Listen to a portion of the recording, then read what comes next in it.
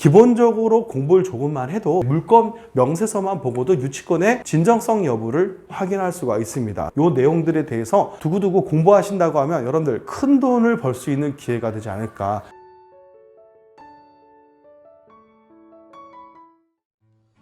안녕하세요, 경매당 여러분, 반갑습니다. 홍 교수입니다. 오늘은 조금 어려운 물건, 그리고 금액이 좀 큰 물건도 저희가 검색을 하고 볼 수 있다는 거를 박 교수님께서 설명을 좀 해드릴 건데, 제가 처음 오프닝 멘트를 해봤습니다. 박 교수님 나와주세요.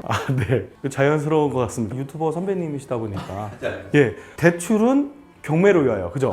그러니까 경락자금 대출은 경매를 위하여로 가야 되는 거죠? 네. 자, 저희는 이렇게 다양한 능력치를 갖고 있는 전문가들이 여럿이 모여서 여러분들에게 재미난 내용을 선사하고 있습니다. 근데 저희가 계속 이제 이슈라든가 이런 재미난 영상들도 다뤘었는데, 저희들은 사실 각 분야의 전문가들입니다. 그러면 오늘 제가 가르치고 있는 분야에 전문성 있는 물건을 한번 가져왔는데요. 좀 어려워요, 여러분들. 하지만 이런 것도 있구나 하면서 재미나게 한번 봐주셨으면 좋겠습니다. 내용은 뭐냐면요. 경매 물건 중에서 이 유치권이라는 권리가 있어요. 이 유치권은 말 그대로 수리를 해주고 돈을 못 받은 그런 권리거든요. 그러니까 건물을 지어주고 건축비를 못 받아서 현장을 점유하고 있는 그런 물건들입니다. 그러니까 낙찰자들이 이 물건에 대해서 분석을 하려면 유치권의 진짜 사실 여부하고 그리고 가능성 여부를 봐야 되겠죠. 그래서 기본적으로 공부를 조금만 해도 이렇게 물건 명세서만 보고도 유치권의 진정성 여부를 확인할 수가 있습니다. 이런 내용들을 간단하게 한번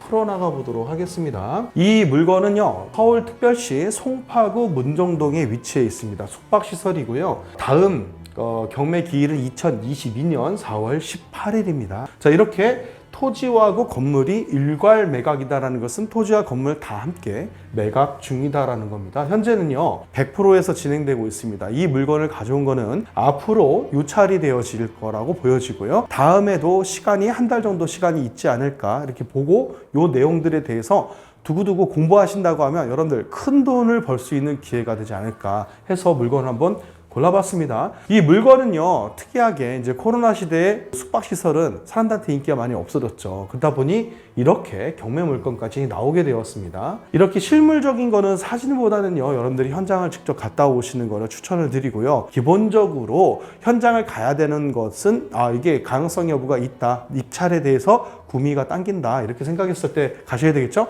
여러분 무작정 다니면 그냥 바닥에 기름 깔고 다니시는 거예요.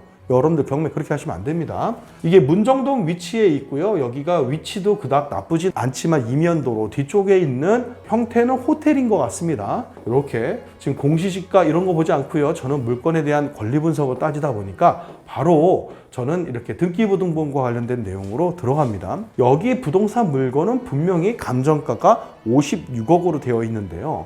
통상적으로는 이렇게 건물의 유치권을 주장을 하거나 혹은 이렇게 되려면 토지등기부에 보면요. 토지등기부에는 그 은행에 저당이 되어 있는 형태를 띠고 있지만 건물에는 이렇게 은행이 저당을 잡고 있는 형태가 유치권에는 사실 거의 없습니다. 왜냐하면 이렇게 담보가 꽉 찬 이 부동산에 어떻게 돈을 받으려고 공사를 했냐라고 법은 보거든요. 그래서 대법 판례에 보면 근저당 등기가 거의 이 부동산에 거의 준하는 담보가 되어졌는데도 불구하고 공사업자가 공사를 한 대금에 대한 유치권 청구는 부정하고 있는 형태를 보고 있습니다. 그렇다 보니까 그걸 토대로 본다면 자, 이렇게 황병세라는 사람이 소유권을 갖고 있고요. 이렇게 같은 날짜 근저당권 설정이 됐다고 하면 소유권 보존 당시에 점유의 형태는 누가 갖고 있었다? 황병세라는 사람이 점유 형태를 갖고 있었기 때문에 은행이 담보대출을 하게 된 것이죠. 자, 이렇게 담보대출이 이루어졌다고 하면 그 시점에서 봤었을 때 법률상 봤을 때는 공사로 인한 유치권자가 있었다 없었다를 명확하게 분석할 수 있습니다. 없었다라는 얘기고요. 만약에 여기서는 유치권자인 답 R&D라는 이 회사가 만약에 여기서 유치권에 대한 공사대금을 30억을 받지 못하고 있다라고 얘기하면 이것은 그러면 우리는 영업을 위해서 공사를 했다. 이 안에 인테리어를 하고 내부 수리를 했다. 있을 수 있죠. 하지만 이 비용이 유치권 법령에서 보면요. 유익비라고 나옵니다. 이 유익비라는 것은 이 부동산의 가치를 그 담보 가치보다도 더 이 공사대금 때문에 가격이 더 높게 책정이 돼야 됩니다. 그렇다면 30억이라는 이 돈은 감정평가 위에 있어야지만 돼요. 56억이면 30억이면 86억이 됐다. 이 부동산은 86억의 가치가 있다. 왜냐하면 우리가 공사를 그만큼 들였고 또 다른 소유자는 이 공사비만큼 본인은 유익하게 될 것이기 때문에 결국 그 돈은 공사업자한테 줘야 된다. 이것이 유치권에 대한 정의 내용이에요. 그래서 유익비에 대한 공사처권을 청구하고 있다고 하면 인정이 되겠지만 현재 봤을 때는 감정평가 자체가 유익비가 여기에는 반영이 되어 있지 않습니다. 자, 그래서 56억에는요, 유익비가 반영이 안 돼 있죠. 왜냐? 은행이 담보 비율 보면 50억 가까이 담보를 했거든요. 자, 이렇게 유치권의 형성이 되냐 안 되냐 이 물권 명세만 가지고도 알 수 있습니다. 근데 여러분들 여기서 팁이 있어요. 재산에 대한 다툼이 있다 보니까 여기에는 반드시 소송이 전제가 됩니다. 어떤 소송이냐? 유치권이 존재하지 않는다라고 소송을 제기하면 무조건 이길 수 있습니까? 무조건이라는 것도 저희는 장담할 수가 없습니다. 누가 소송하냐에 따라서 다르니까요. 그렇다고 하면 경매를 낙찰받고 기본적으로 인도명령 신청을 하는데 인도명령 신청으로는 유치권이 존재하지 않는다라는 판결을 내리지 않습니다. 그러니까 약식 명령처럼 명도에 대한 내용은 판사가 결정을 내주지만 이렇게 점유에 대해서 불법 점유 혹은 유치권이 존재하지 않는다 하더라도 이런 인도명령으로는 가기가 힘들고요. 직접적으로 본안소송이라는 명도소송의 별도 절차를 가야 됩니다.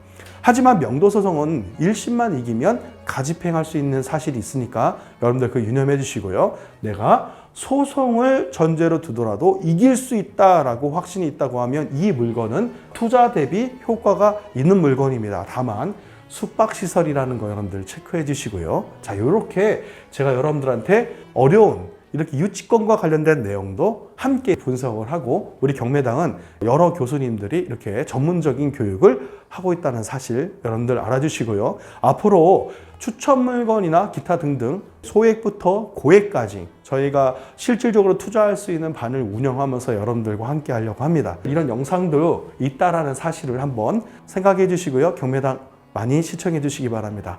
오늘 감사드립니다. 저는 또 마이크를 우리 홍준기 교수님한테 넘기도록 하겠습니다. 마무리해 주시죠. 네, 여러분들 유치권에 대한 얘기 들으셨는데 어떠셨어요?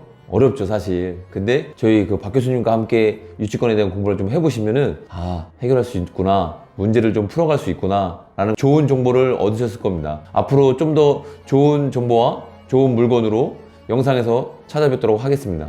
영상이 좋았다면 구독, 좋아요, 알람 설정 부탁드리겠습니다. 감사합니다.